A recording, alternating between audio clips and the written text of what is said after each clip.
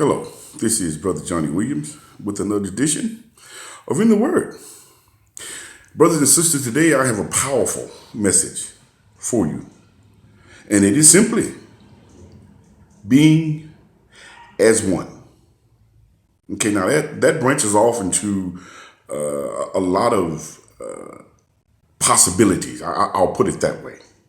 But let me begin by this. Okay, today I was in a very interesting conversation.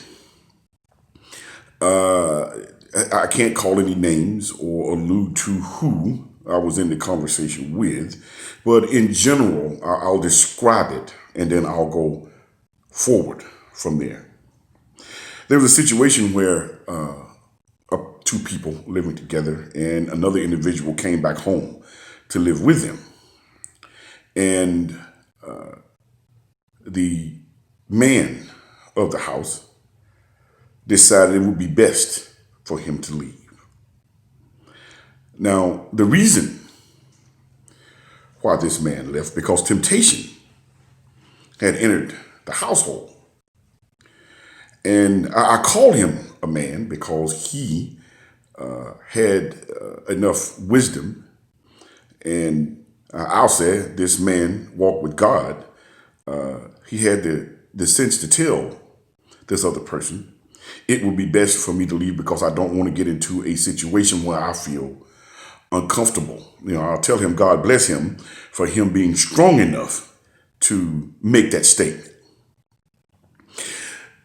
But from that statement, you should have heard the comments that came from that. Why would he be tempted? Why would he look at this? Or why would he look at that? And I tried to interject, as I did a sermon about this before, understanding the nature of man or men, in order for me to get you to fully understand that statement. I need to read something from you out of Genesis pertaining to the story of Noah. And I'm going to start, we're going to be in chapter 6, I believe in Genesis. And we're going to read,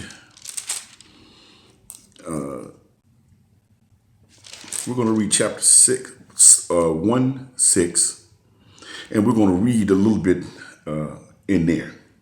Okay? So I really want you to pay attention to this one because I really want you to grasp what I'm saying. And then to make my point, I'm also going to jump over to the book of Job to further strengthen my point that I'm trying to make here. So let's get to Genesis chapter 6 and 1. And it reads, "And it came to pass when men began to multiply on the face of the earth, and daughters were born unto them, that the sons of God saw the daughters of men, that they were fair, and they took them wives of all which they choose." Now, there was a bit of going back and forth, so to speak, on that statement, the sons of God. I've heard this before. I've been in this conversation before. Some people do not believe that we're referring to angelic beings when it says the sons of God.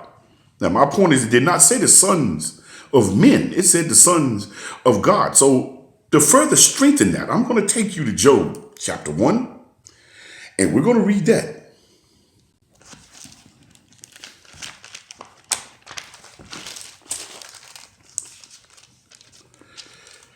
It says, "There was a man in the land of Uz whose name was Job, and that man was perfect and upright, one that feared God and eschewed evil.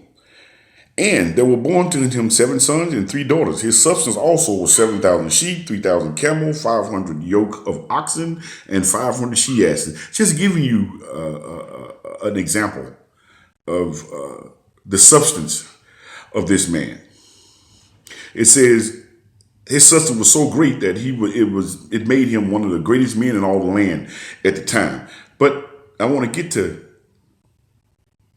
1 and 6 here. He said, "Now there was a day when the sons of God came to present themselves before the Lord, And Satan came right along with him. One more time. It said there was a day when the sons of God came to present themselves before the Lord.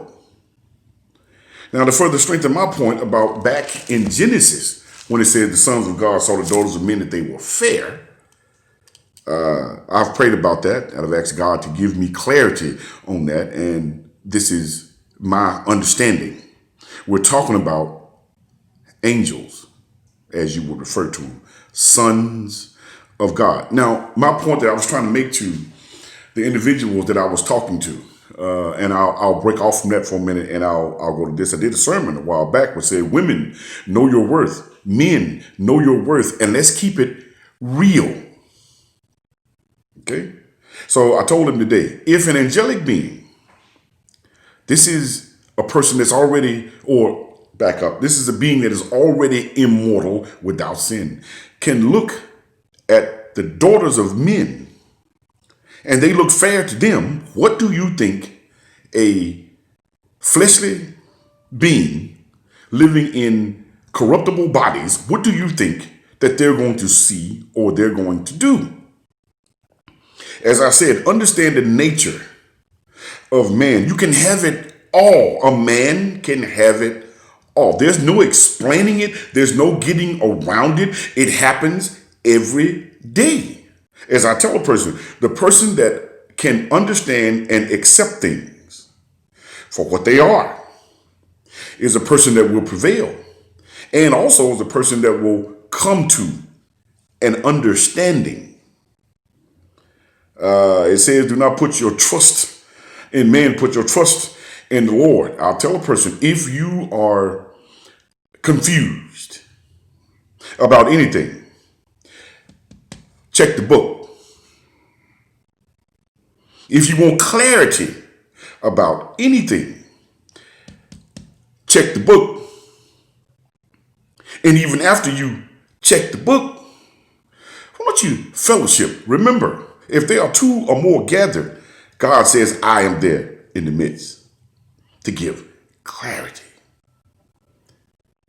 Now, there was some heated discussions between me and a few individuals, but you know the one thing that really made me, I'll say, happy today? Even the ones that I had a heated discussion with, I was talking to them. They were talking to me. That is my goal. You see, if I can get them to talking, that means I got their attention. Now, whether it was in a negative or positive way, I got their attention. And as I tell anybody, and I'll say it again, when I come to you, I'm going to come to you from scripture, not adding, not taking anything away. The raw scripture, where you can get a clear understanding of what it means, not what somebody thinks. You know, while we're in the book of Noah, let me make this point. Things had gotten so bad in God's eyes that he decided to destroy what he had created. I mean, there were all kinds of evil thought. Anything that came to an individual's mind, that's what they entertained. And it was evil. No one was walking with God. I mean, the entire world was corrupt, save one family that God said was upright. That was Noah's family. And this was the family that was saved to replenish the earth. Now, as I told an individual today,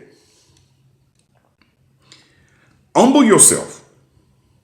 Stop leaning towards your thinking and lean towards God's thinking. You cannot make an excuse. You can't get around it. If it says you should not do this, you cannot do this. Or let me back up here. You can do it, but if you do it, you are going against God's commandments and his statutes. Plain and simple. Now, that narrow path that we have to walk as children of God, You know why I tell you it's not easy? It's not easy because you got all these broad paths over here, and there are things that are so tempting that can make you stray off that path. But I also said something a while back when I was referring to my mother, when she instilled the will to learn about the Lord in us. You know, it says, if you instruct the child in the right ways, he or she may stray off that lighted path. But when they're off that lighted path in the darkness, they'll know to look back toward the light and come back to it. But you take that same child that was born in the darkness and stays in the darkness, he or she knows nothing about the light. And the light is the Lord, the right way of living. They know nothing about it because we, as adults, as parents, as childs of God, we are not teaching our children. We are listening to traditional values. What man is saying.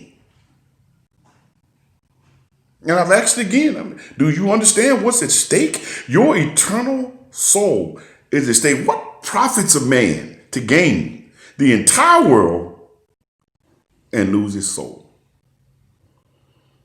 I'll let that sit there for a minute.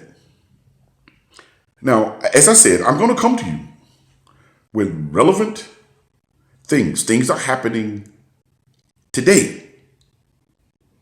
I will reference things that happened thousands of years ago and apply it to the things that I come to you with today to show you these things did not just start happening. Now, getting back to the message that I want to get to you about togetherness, I'm going to leave you with this. Men and women, what God puts together, let no one put under. Nothing, and I do mean nothing, gets between you and your wife. Not mother, not father, not child, not neighbor, not friend, no one. Because see, you are one. You're supposed to think as one, act as one. Anything that affects one affects the other. And you're supposed to put on a united front, walking with God. I'm going to let that one sit there. Now, in closing, I hope, as always, that the message that I tried to bring to you, that you heard me, and more importantly, you can feel what I am saying. We're getting better all the time. We're getting better all the time. We aren't what we ought to be, but we are better than we used to be. You know why? Because we have a made up mind. Remember, togetherness. God bless you.